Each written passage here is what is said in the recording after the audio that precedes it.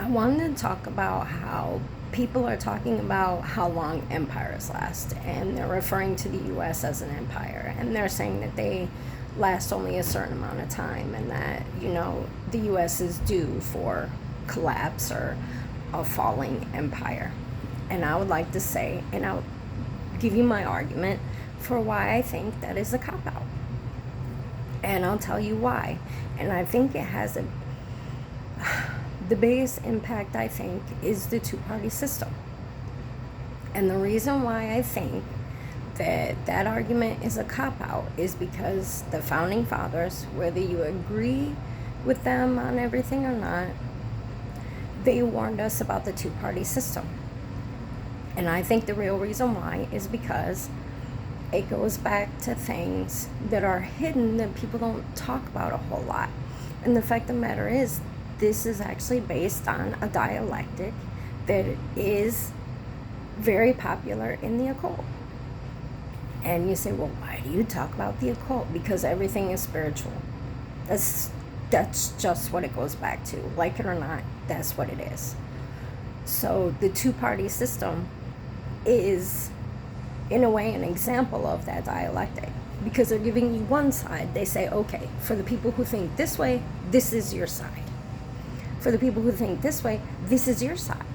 But we're going to make them both establishment, and we're actually going to make them to where they're both compromised. So then there's your compromise. Because what's going to happen is both sides are going to end up being two sides of the same coin.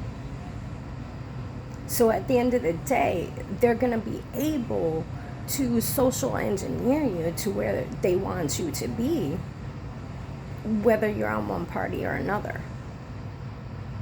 And that is part of the reason why they fear change and they fear independent thinking, is because they have woven this occult and this Hegelian dialectic, whatever you want to call it, into our society so much that I think the biggest example is the two-party system. Is because you can either be this, you can either be that, but you can't be an amalgamation, or you can't be an oddball.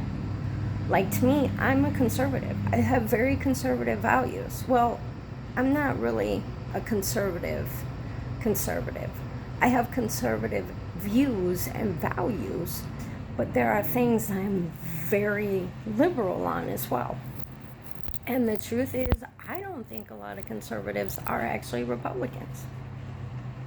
Because if you look, there's some things that the Republicans believe in that conservatives actually don't. And I've been telling this to people for a long time, but people aren't listening because they want to lump everyone into certain boxes. And if you can compartmentalize people, then you can divide them, and then you can put, well, this is a fringe that believes this is a fringe that believes that, and blah blah blah. But the fact of the matter is, whether you like it or not, most regular people believe in common sense principles. And I think that, yes, a lot of common sense principles are conservative in nature, but there are also some are actually liberal in nature. And these people that people call liberals are not liberals. They're very progressive. I would call them more progressive than liberals, because I believe that some of the liberal values that people have had for a long time align with conservative values. But I just think, and this is my argument, that this whole empire falling is a cop-out. And it is a way to explain away what's going on. And it is also a cop-out to people who are afraid of change. Look, we have been getting it wrong. We have allowed people to get it wrong. The founding fathers warned us and told us. We did not listen to the warning. We allowed these people to do this. And look at where we're at. And I think the reason why people are going for this cop out is because people are afraid of change. Maybe they think if they change, everything will collapse, and what are we going to do? Changes like this have gone through history, like many times. Like, let's say a country, let's talk about money wise. People are all scared about, oh, US defaulting, blah, blah, blah. Do you know that I believe it was the UK defaulted? That there have been countries that defaulted before. Was it horrible? Was it harsh? But did they get through it and live? Yes, they did. So my point is that is an example of humongous change, but the country still lived on. So, I mean, you can Google this stuff. And it is what it is. But we as Americans and as people have to take responsibility for this. That we allowed the corruption and these parties when we were told, we were warned not to allow this to happen. And most of the time, where do warnings come from? Because people have lived it. Why are there some of the stupidest laws on the books? Because unfortunately, some stuff probably happened where they had to make those laws at that time. So, that is my argument. Changed my mind, I guess.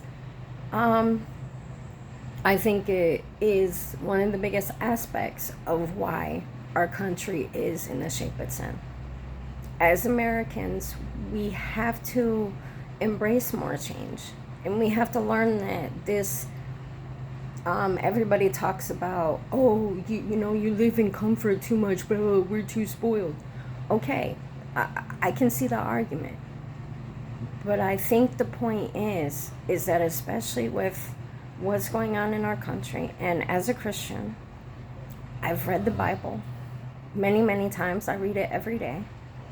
I know what's going to happen. But at the same time, who are you to say that it's going to happen exactly in this moment? Maybe it's not. You can still do what you can do to make this place a better place. And there are irreconcilable differences. I understand that. I'm not saying that we cannot tolerate the intolerable. Intolerable. I'm sorry, I can't talk. So there are certain hills that you must die on. But not every hill needs to be died on. And the two-party system really needs to go. And we need to be okay with that. There are certain things that need to die in the name of good progress. Not this crap that they're talking about. So, like I said, this is my argument. If you don't agree, let me know. Comment below. If you do agree, let me know that too. And we don't have to let the empire, this nation, crumble. It doesn't have to crumble. So, maybe we can stop falling for this dialectic that happens so often and seems to be ingrained in our society, and we're just so afraid of change and so afraid of, well, what might happen? Well, what would happen if we continue to let this happen? Is our country getting any better with allowing it to continue? Like, you have to be more afraid of what would happen if you do nothing than if you actually do something.